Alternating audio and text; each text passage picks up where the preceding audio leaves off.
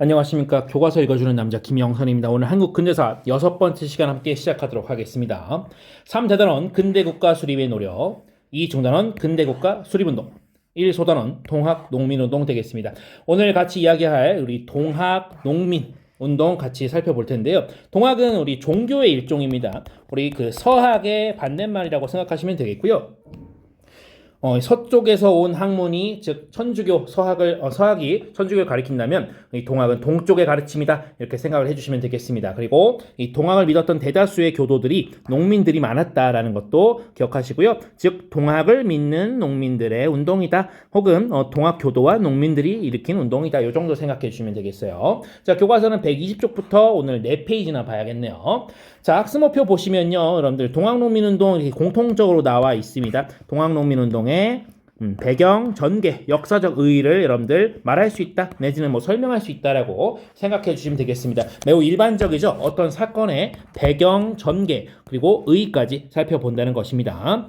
자, 오늘 이 연표에 나와 있는 것 중에 94년에 있는 걸 먼저 볼게요. 1894년은 여러분들 수업 시간에도 말했지만 여러분들 이거 가보년입니다. 우리 60갑자로 했을 때 가보년이라는 점 꼭 기억을 해주시고요. 이 1894년이라는 해가 대단히 중요한 해니까 요거 중점적으로 좀 봐주시길 바라겠습니다. 자, 이때 이 가보년 당시에 동학을 믿는 혹은 이 농민들이 무장을 하게 됩니다. 그래서 동학농민군이라고 하는데 얘들이 1차 봉기, 2차 봉기를 했고요. 그 봉기들 사이에 청일전쟁이 발발하는데 이것이 조선 땅에서 벌어졌다라는 점 기억해 주면 되겠습니다. 자, 근데 이 동학농민군의 봉기가 있기 전에 동학 교도들의 집회가 있었는데요. 자, 92년에 공주집회, 삼례집회, 93년에 보은집회, 금구집회 이렇게 있는데요. 자, 가보년보다 2년 전쯤에는요. 이들이 모여서 종교적인 운동을 했다고 하는데 1년쯤 지나자 이들이 정치적인 목소리를 내기 시작했다라고 합니다. 해서 정치운동까지 한번 살펴볼 거고요. 자, 오늘의 용어 볼 텐데요. 동학, 전봉준, 접, 제폭구민, 보구간민, 황토현 전투, 황용촌 전투, 전주하약, 교정청, 집강소, 청일전쟁, 우금치 전투, 반봉건, 반외세 이렇게 여러 용어가 오늘 나올 테니까 살펴보도록 하겠습니다. 자, 오늘 첫 번째 제목은요. 농심을 끌어안는 동학이라고 지어보았습니다. 여기서 말하는 농심이라는 것은 여러분들 그렇죠. 농민의 마음이죠. 도대체 이 동학이라는 것이 어떤 특성이 있길래 이 농민들의 마음을 끌어안았는가 혹은 농민들은 왜 이 동학의 마음을 내어주게 되었는가라는 것이죠. 자, 그래서 동그라미 1번 문제를 볼 텐데요. 농민들이 동학의 가세한 배경은 하고 제시를 해봤습니다. 자, 여기서 선생님이 좀 적어봤는데요. 농민들은요 원래 사는 게 좀 팍팍한 편입니다. 이게 아무리 농사를 열심히 지으려고 해봐도 이 날씨에 의해서 농사가 좀 결과가 작황이 좌지우지되는 경우가 많고 이 풍흉이 이 자기 뜻대로 되지만은 않기 때문에 원래 이 사는 게 좀 쉽지 않다라고 합니다. 그런데 안 그래도 쉽지 않은데 갑신정면 84년도죠. 84년도 갑신정면 이후에 더 힘들어졌습니다. 왜 그런고 하니 외국에 내어줄 배상금 내느라고 이들이 또 세금이 막 늘어나게 되고요. 그리고 식량, 곡식의 가격이죠. 폭등하게 되었습니다. 자, 그리고 영국에서 들어오는 값싼 면직물, 값싸고 질 좋은 면직물이 조선 내부에 들어오게 됐습니다. 여러분들 영국에서는 산업혁명이 가장 먼저 일어났었기 때문에 이들이 공장에서 만들어내는 그런 균일한 품질의 면직물을 조선 간해수공업으로 만드는 조선의 그 면직물로는 승부가 안 되는 거예요. 가격도 비싸고 품질도 좀 낮은 경우가 많고 균일하지 않았겠지요. 그래서 여러분들 영국산 무임직물 유입에 의해서 농민들의 삶이 더욱더 팍팍해졌습니다. 해서 농민들이 여기저기 막 반발이 많게 돼서 봉기가 빈발한다. 빈발은 여러분 자주 일어난다는 것이죠. 농민 봉기가 자주 일어났다는 것입니다. 자, 이렇게 살기 힘드니까 농민들이 이 동학이라고 하는 종교의 마음을 주게 되는데요. 이 동학 교도가 된 그 농민들이요. 처음에는 종교운동을 해요. 근데 종교운동을 좀 어려운 말로 교조신원운동이라고 적어볼게요. 이 교조라는 것은 뭐냐면 이 교조가 첫 교주를 의미합니다. 첫 번째 교주고요. 억울함을 풀어주는 것을 신원이라고 하거든요. 이 첫 번째 교주가요. 최재우라는 인물이었습니다. 최재우라는 인물이 이 동학을 창시하고 동학의 가르침을 전했는데 이 조선 정부 입장에서는 이것이 사교인 거예요. 사악한 가르침입니다. 해서 너는 이 백성들을 현혹한다라고 해서 이 사람을 죽이게 됐습니다. 사형당했죠. 그래서 이 교주가 억울하게 죽었다. 우리 동학이 불명예스러워졌다 해서 이 동학 교도들이 우리 교조님의 억울함을 풀어주세요. 교조신원운동을 벌이게 됩니다. 이게 92년도에 있었던 그런 종교적인 색채의 동학운동이었습니다. 그런데 이 사람들이 뭐 여기저기서 사람들이 모여들 거 아닙니까? 이 중에는 뭐 동학교도가 아닌데 어디 주변에서 동학교도가 이렇게 이렇게 홍보라고 할까요? 해서 영업해가지고 이렇게 데려와서 같이 이제 시위에 참여하기도 했겠죠. 우리 저기 뭐 어디 동네에 모임 있다는데 거기 한번 가보자 이러면서 가봤겠죠. 그래서 전라도에서도 오고 경상도에서도 오고 충청도에서도 오고 점차 인구가 많아졌습니다. 사람들이 많아지는데 거기서 종교 얘기만 하진 않을 거 아닙니까? 우리 종교 믿게 해주세요. 우리 동학 인정해주세요. 이런 얘기만 할 건 아니잖아요. 그러다 보니까 자기 먹고 사는 이야기, 자기 고을의 이야기 하다 보니 이런 얘기 나옵니다. 우리 지역에 탐관오리가 있다. 너네 지역에만 있는 거 아니다. 우리 지역에도 탐관오리가 있다. 우리도 하면서 여기저기서 온 세상이 전부 탐관오리 천지구나. 그래서 이들에 대한 처벌을 요구하고 그리고 외놈들 양놈들 모두 쫓아내야 돼 라고 하는 그런 목소리를 내게 됩니다. 그것을 여러분들 정치운동이라고 하고요. 점차 이 동학 농민들이 정치운동화 됐다라고 표현을 할 수가 있겠습니다. 자, 아까 농민봉기 빈발한다 그랬잖아요. 그쵸? 빈발한다 그랬죠. 그 중에 하나가 여러분들 바로 고부 지역의 봉기였는데요. 전라도 지역입니다. 전라도 지역의 고부 지역입니다. 자, 배경을 보아하니 당시 전라도 고부군수였던 조병갑이 가렴주구를 일삼았다고 합니다. 가렴주구는 정말 짤 때까지 사람들을 막 쥐어짜서 수탈을 하는 것을 비유하는 말입니다. 자, 특히 뭐가 있었냐면 만석보라고 하는 그 보를 지으라고 그래요. 이 보라는 것은 여러분들 농사 지을 때 물 필요하죠? 그 물 가둬놓는 걸 보라고 하는데 그 중에서도 만석보라는 이름을 지어서 이 만석보 새로 짓게 하면서 이렇게 사람들을 또 수탈하고 했던 것이죠. 그리고 보 지어야 되니까 세금 더 내라 하면서 조병갑이 또 뒷주머니로 이렇게 돈도 챙기고 사람들한테 이렇게 막 수탈해놓고도 내가 정치를 잘했으니 너희가 나의 선정을 찬양하는 그런 비석을 세워라 이런 엉뚱한 명령까지 하게 됩니다. 그래서 사람들이 뚜껑이 열렸어요. 그래서 이 농민들이 우리 마을에 글 좀 배웠다고 하는 우리 전봉준을 찾아가게 됩니다. 이 전봉준 녹두장군이라고도 불려요. 녹두장군. 자, 그래서 여러분들 전봉준이 글 좀 배웠던 그런 글 선생이었습니다. 당시에 이제 뭐 서당에서도 가르쳤다고 하는데, 자, 아무튼 농민들이 가서 고부가 하나 점령해버렸고요. 조병갑은 도망갔습니다. 이때 안 죽어요. 조병갑 도망가고요.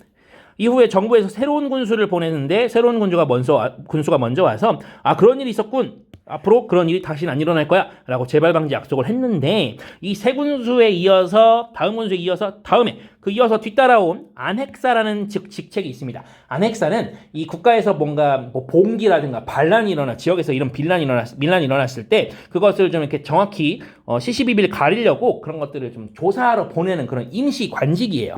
그래서 안핵사를 보내는데 이 사람이 이용태라는 인물입니다. 근데 이 신임 군수가 앞으로 우리가 잘할게 너희도 이렇게 일으키지 마라고 이미 서로 좀 좋게 끝난 상황이었어요. 근데 뒤에 따라온 안핵사 이용태가 농민을 탄압합니다.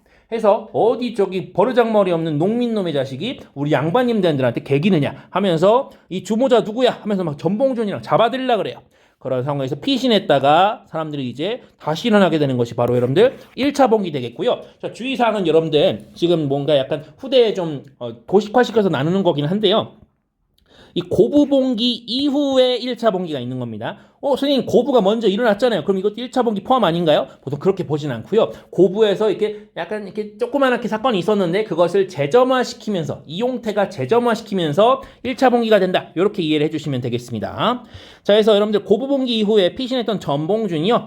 동학 간부인 이런 사람들과 함께 농민을 모아서 봉기하게 되는데 여러분들 여기 손씨, 김씨 이분들 이름을 눈에는 한번 익혀두시면 좋겠어요. 그래서 어떤 사료에서 이런 전봉준, 손화중, 김계남 이런 이름이 나오면 동학 관련된 얘기구나 하고 알아두시면 되겠습니다. 자, 일단 이 봉기를 했으니 명분이 있어야 됩니다. 명분은 뭐냐? 제거해라, 폭력을 구해라, 백성을 해서 제폭구민이고요. 그리고 보호하자, 나라를 평안하게 하라, 백성을 해서 보국안민 되겠습니다. 이 네 가지 이 네 글자짜리 두 개의 그런 명분을 내세우게 됐고요. 이 농민이 이제 고부를 다시 점령하게 되고요. 그리고 주변에 있던 백산에 더 많은 농민군, 동학 농민을 집결시키게 됩니다. 그리고 우리 앞으로 이렇게 할 거다. 우리 분연이 일어난다. 하고 앞으로 이 네 가지 우리 요구할 거야. 4대 강령 발표하고 이런 내용이 있습니다. 밑에 페이지 보면 4대 강령 있으니까 개인적으로 한번 살펴보시고요. 자, 이 파죽지세로 나간 이 농민군이요. 관군을 격파해 버리는데 황토현 전투, 황룡촌 전투 아까 오늘 용어에서 봤죠. 이런 등지에서 격파했다. 역시 이런 용어들 보면 아 동학령이구나 한번 알아주셔야 되고요. 여기서 여러분 농민군이 멈추지 않고 심지어 어디까지 가느냐? 그렇죠. 전주성까지 갔습니다. 전주성까지 점령하자 정부가 난리가 났어요. 전주선 점령 이후의 상황. 조선 정부가 난리가 나서 여러분들 청나라의 도움을 요청합니다. 그런데 이 청나라가 글쎄 일본의 조선은 파병을 통제합니다. 알려줬다는 거. 우리 조선 들어간다 일본 하고 알려주게 돼요. 왜냐하면 여러분들 약 10여 년 전에 맺어놨었죠. 텐진 조약이죠. 텐진 조약 여러분들 갑신정변 이후에 청과 일본이 맺었던 그 텐진 조약에서 청일 양국군 동시에 철군하되 나중에 들어올 때는 어느 한쪽이라도 상대에게 알려줘야 된다라고 하는 것이었습니다. 그런데 청군은 조선이 불러서 왔고요. 근데 일본군은 알기만 했는데 누가 들어오라고 한 적은 없는데 그냥 오고 싶어서 왔어요. 그래서 양국 군대가 모두 조선에 상륙하게 되자 조선 정부와 농민군이 모두 놀라게 됩니다. 그래서 서로 서둘러서 화해하는 약속 전주성에서 맺게 됩니다. 그게 전주화약이고요. 그래서 우리 이제 그만 싸울게. 우리 이제 화해했어. 이제 오지 마. 라고 양측 군대에 말을 하겠죠. 자, 이후에 조선 정부는요. 교정청이라는 것을 만들고요. 그리고 농민군은 집강소라는 것을 만들어서 나름대로 각자의 필요한 그런 개혁 내용을 이야기하는 그런 송통의 창구를 만들게 되고 그래서 사태가 어느 정도 소강되는 듯 했습니다. 소강되는 듯 했는데요. 여러분들 청일전쟁과 동학의 항방으로 바로 넘어가야 됩니다.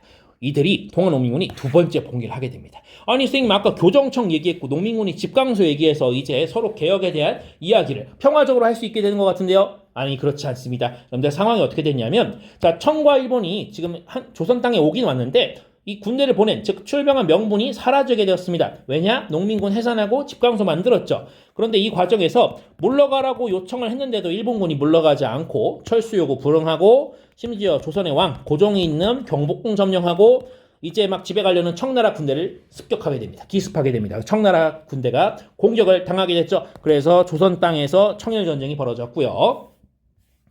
청일전쟁이 벌어지자 동학농민군이 깜짝 놀라서 봉기한 것이 바로 2차 봉기 되겠습니다. 여러분들 전주화약 맺고 나서 일본군, 청군 다 물러가라고 했는데 일본군이 말 안 듣고 경복궁 점령 그리고 청나라 군대 공격해서 청일전쟁 발발하자 그리고 동학농민군이 재봉기했다는 것, 즉 그게 2차 봉기라는 거 한번 정리해 주시고요. 자, 2차 봉기는 분연히 일어났으나 이 충남 공주 지역의 우금치에서 아주 처참하게 패배하게 됐습니다. 매우 씁쓸한 부분은요. 그 농민군의 상대가 일본군뿐만 아니라 당시 조선의 관군도 있었다는 겁니다. 조선 관군 입장에서 사실 이 농민군은 반란군이었죠. 그래서 아주 참패하게 되었고요. 그리고 아까 말씀드렸던 그 핵심 인물들, 동학의 핵심 인물들은 모두 체포됐고 나중에 사형당하게 됐습니다. 자, 여러분들 동학농민운동의 의의를 정리해 볼 건데요. 사실 우리 주변에 지금 동학 교도를 찾기는 어렵죠. 그럼에도 불구하고 이 동학농민운동이 어떤 중요한 이유가 있다라는 겁니다.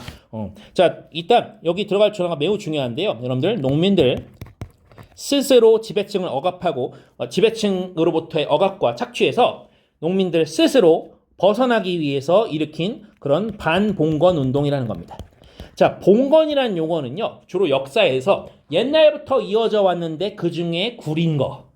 그것을 봉건이라고 하거든요. 여기서는 구체적으로는 신분제를 얘기하긴 합니다. 신분제와 그로 인해서 파생되는 각종 수탈 체제들 그런 것들을 말하는 건데 그런 봉건적인 것들을 모두 반대하는 반봉건 운동이다 라는 거 한번 알아두시고요. 자, 그리고 거기에 플러스로 여러분들 일본 침략에 맞선 여러분들 일본은 일본 외세죠. 그러니까 반외세 운동이기도 하다라는 점 반봉건 반외세 운동 이게 중요하다는 것이고요. 또 가볼게요 여러분들. 자, 동학농민군이 집강소 세워놓고 여러 개혁 요구안을 냈어요. 그것을 이제 패전개혁 요구라고 하는데 그 중에 일부 내용이 이후에 올 가보개혁에 반영됩니다. 근데 여러분들 이 가보개혁이라는 건 당연히 가보년에 있었겠죠. 그럼 아까 1894년이 가보년이라고 했는데 이때는 여러분들 동학도 있고요. 그리고 청일전쟁도 있고요. 그리고 가보개혁도 있다라는 겁니다.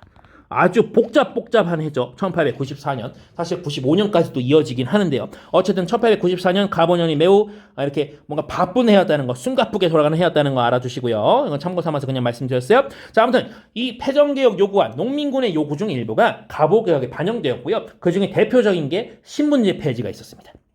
자, 또 중요한 게 있습니다. 동학농민군이 우금치에서 거의 쓸려나가다시피 했지만 그 잔여 세력 남아서 이후에 항일, 의병운동까지 가담했다는 점, 그리고 나중에 나라를 빼앗기고 나면 이 세력이 나중에는 독립운동도 하게 되겠죠. 그 점까지 한번 기억을 해주시면 좋겠습니다. 물론 독립운동이라는 표현은 나중에 나라 뺏기고 1910년 이후부터 쓰는 표현이기는 합니다. 자, 오늘 수업 여기까지 하도록 하겠고요. 지금까지 동학농민운동이었습니다.